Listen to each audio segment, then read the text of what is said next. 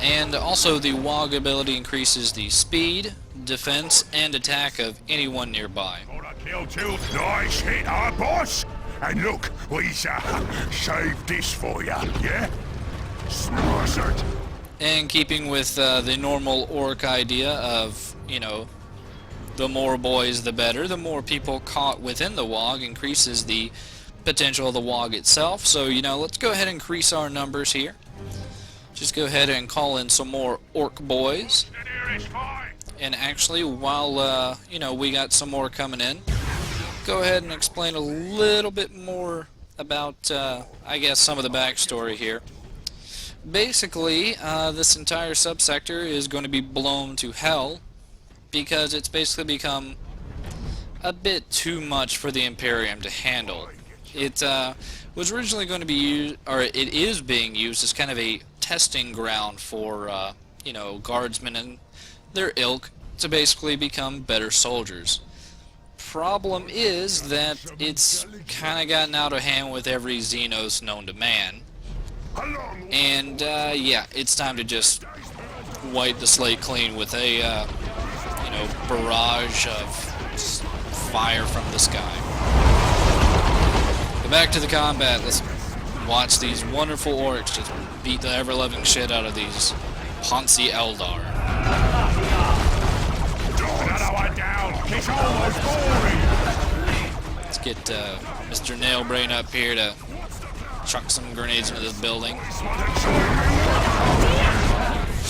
Thing is, though, that right now we could actually do for a few more ranged guys as opposed to all these melee orc boys. So I went ahead and updated, or upgraded, I should say, the orc boys with some boomas and shooters. Boomas and shooters upgrade is basically guns and stick bombs, which means we can now throw a metric shit ton of stick bombs. It also regulates orc boys to being ranged, which is kind of a good and bad thing. Either way, right now we actually have a pretty good Wog starting here, but sadly, due to the population constraints of the tutorial, we don't really have enough population to get a good sized Wog going. Why now? I get what you're doing. Some looter boys with their death guns would be nice. They can really daka and make the bad uns all slow and suppressed. And as the captain was nice enough to point out there, we now have our own suppressing unit, the Looter Boys. Boys. Curse the Eldar will probably be coming after us even harder now. Not that that's a bad thing. Not a bad thing at all. So I went ahead and garrisoned up the Looter Boys. It allows them to be a bit more mobile and not have to set up quite so slowly. It also gives them, you know, increased defense against, you know, the absolutely nothing that's coming to attack us, right? Yep. Nothing here. Oh shit.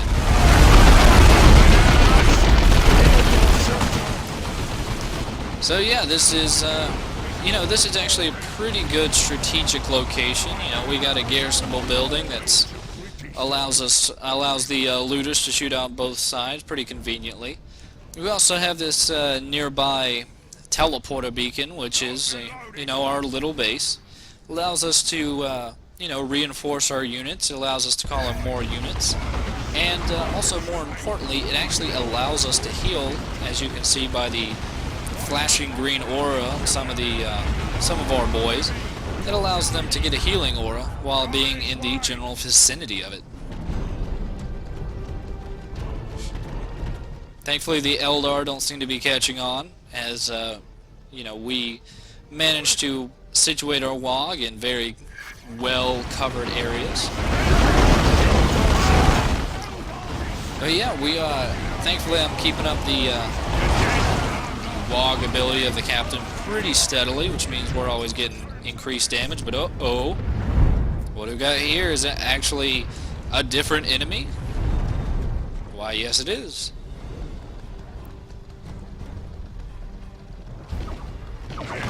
For some reason at this point in the campaign they decide to give you a little bit of a stronger enemy than just the base enemy unit. In this case, it's the Eldar Wraith Guard.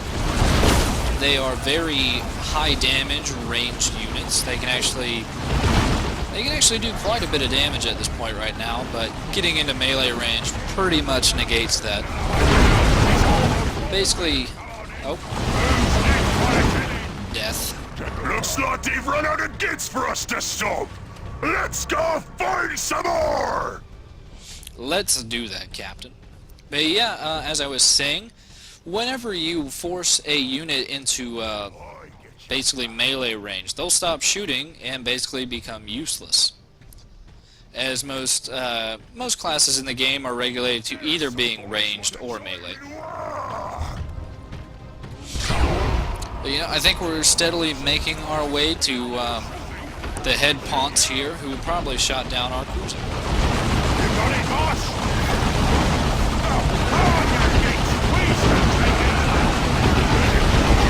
Thankfully, though, as we continue further into the mission, we'll start to see a larger variety of units. Right. For right now, we're just seeing the you know, the base Guardian squad of the Eldar, and these are melee units which just get totally torn apart by Ashutas.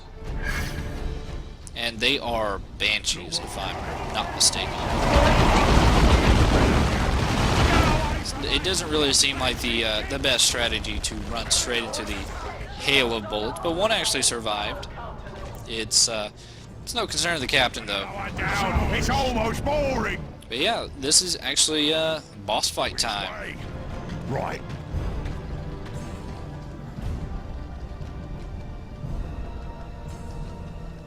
For the brothers and sisters you have killed, I shall erase you from existence! Oi, Twiggy! What do all you boys and a smashed-up jammy paste have in common? Come here, I'll show you.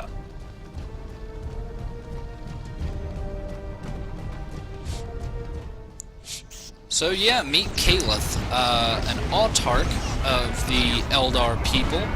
She is actually who you would play as if you were playing the Eldar campaign, and in this case, if you were playing as the Eldar, you would be fighting Captain Bloodflag. You got guts, I'll give you that. You're getting all over the place, Luke. Shivering slime! Silencing you is reason enough for your death! Kaleth has a few interesting abilities, such as leaping through the air and dropping grenades, throwing more grenades, or throwing anti-gravity grenades. But in the end, it doesn't matter because, as you can see, just easily beating the shit. And that's the end of the stage, actually. Your victory is hollow, Ork. You shall be washed away in the coming storm. You should have had more of your skinny boys this morning if you were gonna shoot down my cruiser. Now look at ya. Why, I'm gonna...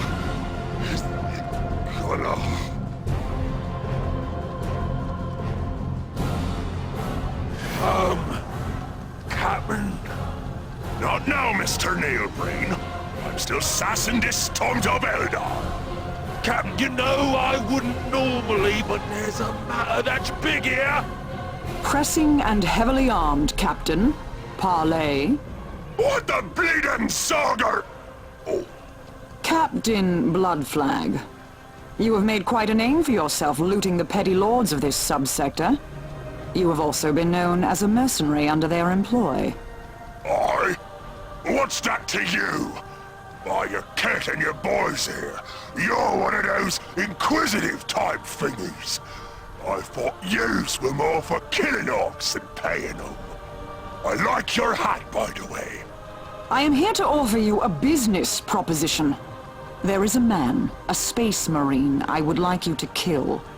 Chapter Master Kyrus of the Blood Ravens. Perhaps you are familiar with him? I don't know one of those humies from another, but Space Marines is dead hard. Why do you want him? Because if he isn't eliminated, this entire subsector will be obliterated. Then who will you loot, Captain? And who will you fight? Obliteration, eh? Can't see that'd be good for me and me boys. What's in it for old Blood Flag, eh? Giving you money is pointless. Giving you technology is obviously out of the question. But I can give you a fight.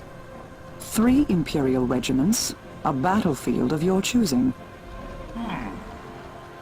Throw in that hat, and you got a deal. Certainly not, green skin. No hat, no deal. Kill your own posh humies and leave the orcs out of it. I's got more pointy-eared gits to stomp for blasting me ship out the void anyways. You do not really think that the Eldar shot your ship down, do you, Captain? You twiggy thing! You think you can sword an Orks cruiser and walk away? I'll stomp your posh humy, alright. Then I'll make you wish you never heard of Captain Blood Flag! And that's the end of the first mission. Hopefully you'll join me next time for more Dawn of War 2 Retribution. And let's go get that motherfucking hat.